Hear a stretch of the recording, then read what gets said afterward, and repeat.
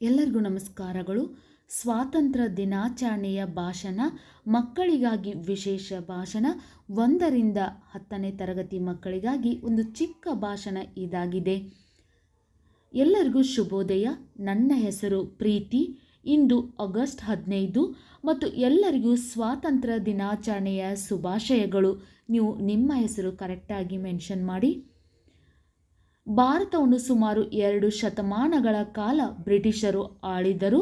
ಭಾರತದಲ್ಲಿ ಸ್ವಾತಂತ್ರ್ಯ ದಿನವು ರಾಷ್ಟ್ರೀಯ ಹಬ್ಬಗಳಲ್ಲಿ ಒಂದಾಗಿದೆ. ಸ್ವಾತಂತ್ರ್ಯ ದಿನವನ್ನು ಭಾರತೀಯರೆಲ್ಲ ಸಂಭ್ರಮದಿಂದ ಆಚರಿಸುತ್ತೇವೆ. ಭಾರತದ ಪ್ರಧಾನಮಂತ್ರಿಗಳು ಇಂದು ಕೆಂಪು ಕೋಟೆಯಲ್ಲಿ ಧ್ವಜಾರೋಹಣ ಮಾಡುತ್ತಾರೆ. ಸ್ವಾತಂತ್ರ್ಯ ದಿನವನ್ನು ಭಾರತೀಯರೆಲ್ಲ ಸಂಭ್ರಮದಿಂದ ಆಚರಿಸುತ್ತೇವೆ. ಭಾರತದ ಪ್ರಧಾನಮಂತ್ರಿಗಳು ಇಂದು ಕೆಂಪು ಕೋಟೆಯಲ್ಲಿ ಧ್ವಜಾರೋಹಣ ಮಾಡುತ್ತಾರೆ. ಈ ದಿನ ನಾವು ಸ್ವಾತಂತ್ರ್ಯ ಹೋರಾಟಗಾರರ ತ್ಯಾಗ ಬಲಿದಾನವನ್ನು ಸ್ಮರಿಸಬೇಕು. ಈ ದಿನ ನಾವು ಸ್ವಾತಂತ್ರ್ಯ ಹೋರಾಟಗಾರರ ತ್ಯಾಗ ಬಲಿದಾನವನ್ನು ಸ್ಮರಿಸಬೇಕು.